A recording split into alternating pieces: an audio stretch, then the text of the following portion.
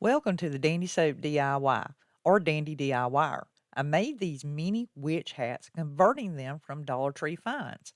These are adorable on your desktop, office, tier trays, and various areas. And if you're looking for a surefire seller for Halloween that's beautiful, this is your go-to. Let me show you how I made these mini witch hats for your home decor. You can make you some too. Dollar Tree has these little mini witch picks. And what I do with these is I actually go ahead and I take off the felt bottom. I want to expose the plastic. And I actually save the chenille stems for another project. So I already have some of these in the works. Now, using these paper scraps of craft paper or packing paper that I have, I actually wrap that around this to make it a little bit bigger. Every time I make these, I sell out. So if you're looking for a craft to make to sell, this is your go-to right here. These will sell like hotcakes. So I go ahead and I wrap these to make them a little bit bigger. It's just easier, and they're really, really narrow. And it don't take a whole lot to make these a little bit bigger. But if you just take and wrap them with some craft paper, it doesn't have to be specific. But by the time you get done, it'll be a little bit larger surface and it'll make them just a tad bit bigger. People like these to put on their desk at work. If they do a tree, they're just the neatest little thing, and they're so cute. I mean, they're just like adorable. Really, really adorable. And I've enjoyed making them. So I'm going to, once again, make some more of these this year because people really buy them up. So once I get this wrapped up to the width that I really want, how thick I want it, I will stop. And I can just cut off any extra even with the top of this. Now, as you can see, I've got that wrapped up pretty good, and I just push this down in there if I need to, and then I just take my scissors and cut off anything extra that's flowing till I get up to the plastic again. And now that one's pretty much ready. I can make it taller, and I do have some other craft paper that I've cut the shape that I want because I want it to be a little bit taller. And that just gives me a smoother surface so that if I decide to use felt or fabric on this, then it's already got its form to it. And that just kind of smooths it off, gives it a little bit tallerness to it so they don't look so, I don't know, dunce hat. I want them to look more like a witch hat. So I just give them a little bit broader base. And then that way I've got my form to work upon.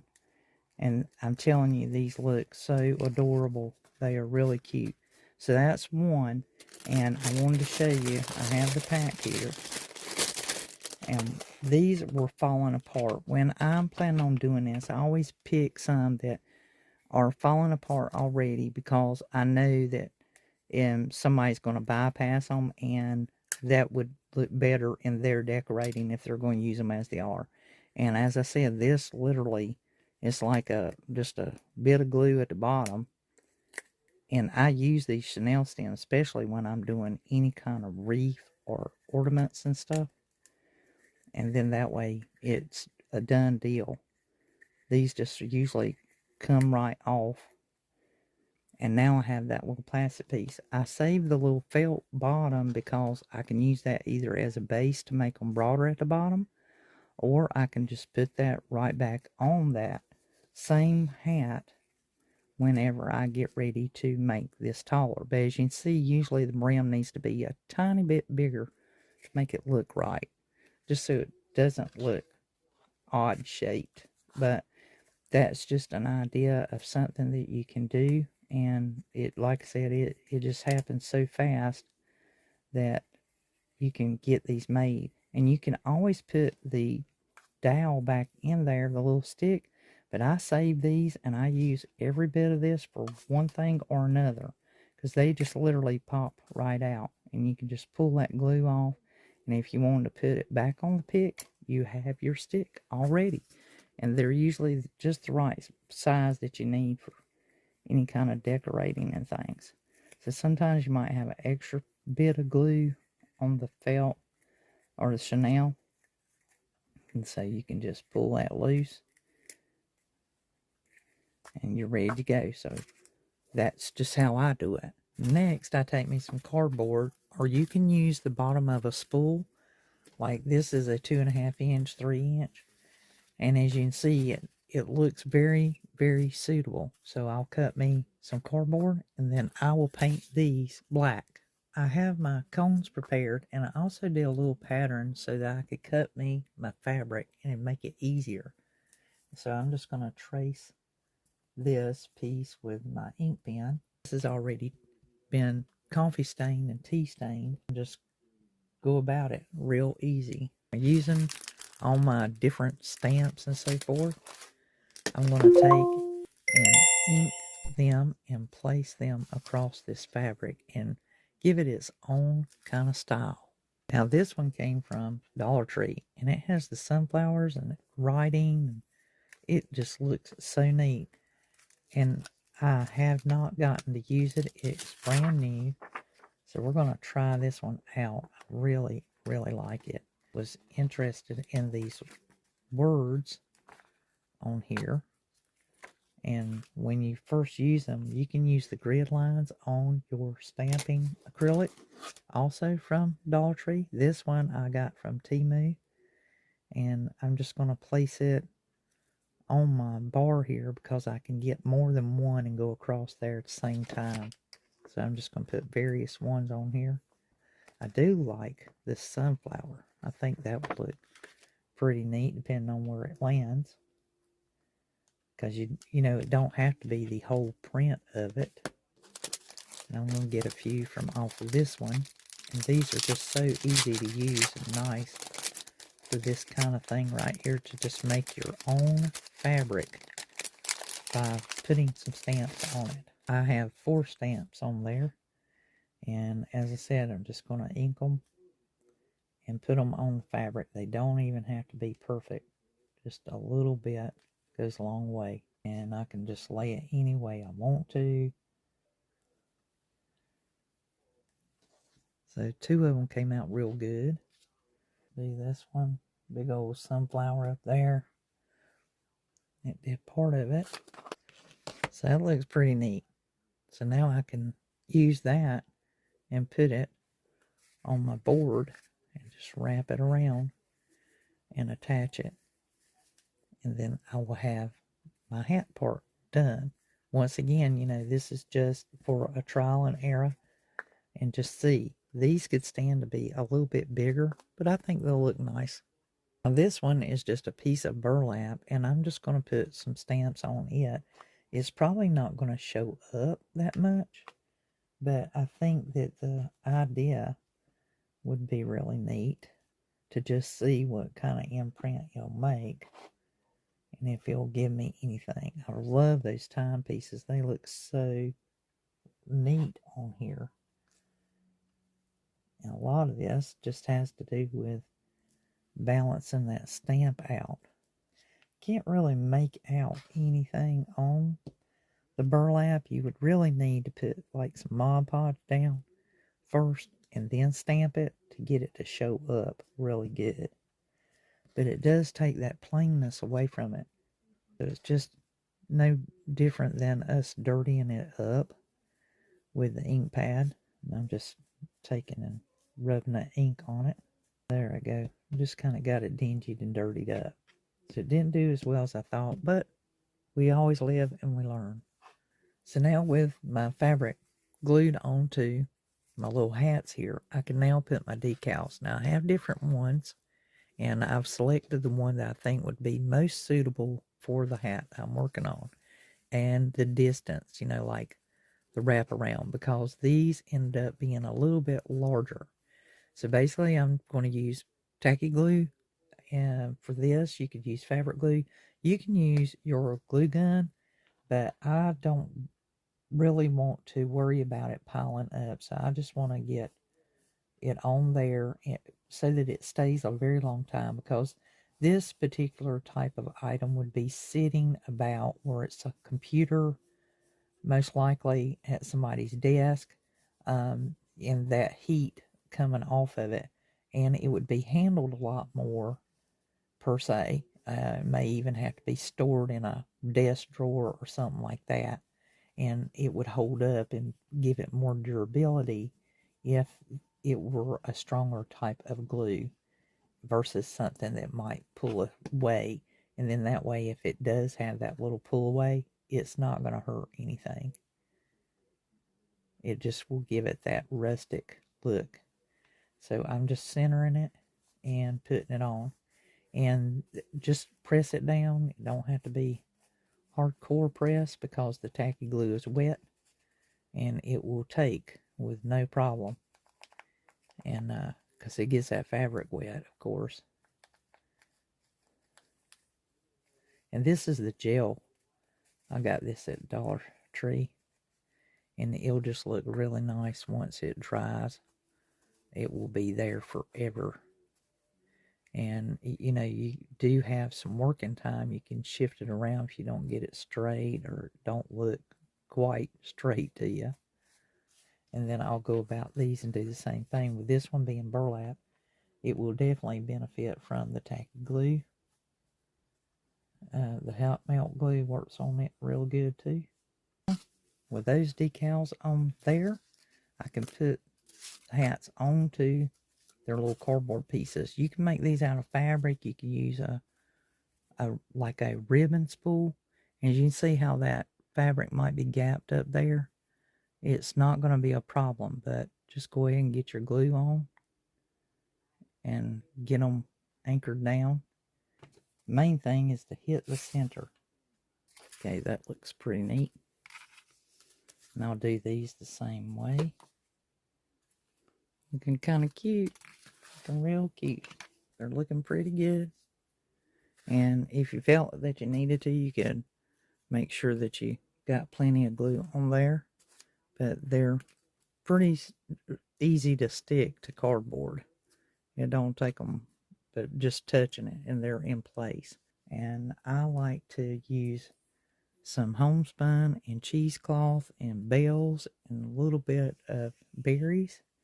I have some cheesecloth here that I've kind of added together because they were cut off pieces. And these look pretty neat. Just a little swatchet coming about. And just tying it.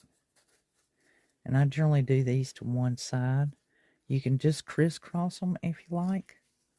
And that looks pretty neat. Just to do the little bit of cheesecloth. And then you can put your fabric homespun atop of this. Just a dot.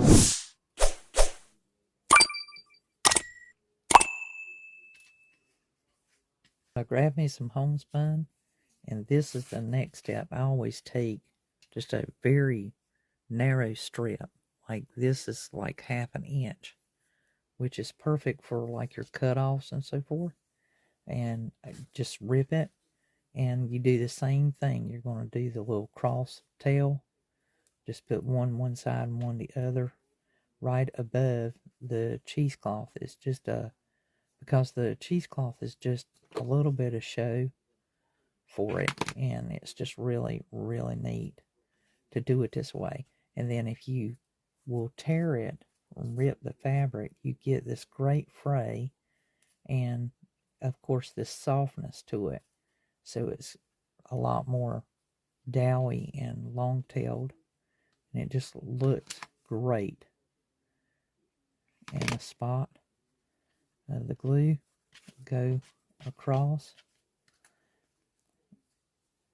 And that way you can kind of asphyxiate it. And it just looks, it's just a little touch of something, not much. And we'll add some more, and I'll go ahead and put my homespun. And I actually selected blue for this one. I kept wanting one with blue.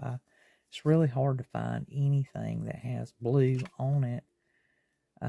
It's like fall and Halloween seem to be when you can't find really anything blue. So I always try to put blue because that's always the color that I'm looking for is blue. Most all my home decor is blue or gray.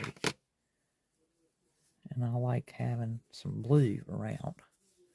And again, just a little to go with it. I thought that would look really cute with that kitty cat on the pumpkin. Black. Make black the theme for this.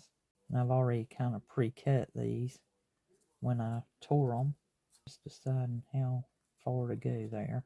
And I just go back over top of where my cheesecloth was. That way you don't even have to aim at it. You just put it there. Might just need a dot more.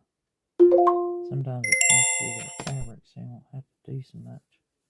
It looks pretty good. But the Sweet Annie is undeniably a great pick for this.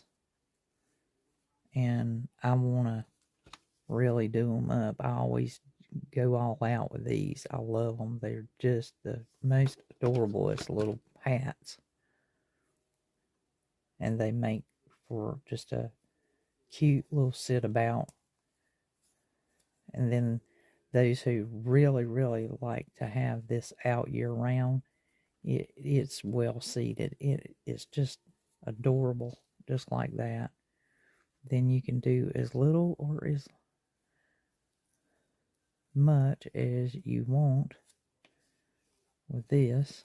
Just kind of look at the sprigs and decide what I want there. And they're pretty durable. You can pull on them a little bit, reshape them, get them just the way you like. I mean, basically what you got on your glue gun a lot of times does the trick, because you just barely get anything on that dried out stem it's going to take. I think just adding the bell will be just fine. Put some glue on the bell, because I do want it to make a sound, so I always make sure that I'm real careful about where I put the glue, because if you get glue down in your bell won't ring. That way it still works. Now, yeah, I think that looks really nice, just like that. Okay, let's work on this one. Again, I don't think I want the berries on there.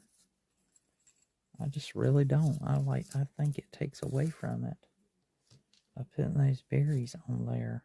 I'd just rather have the Sweet Annie and a bell.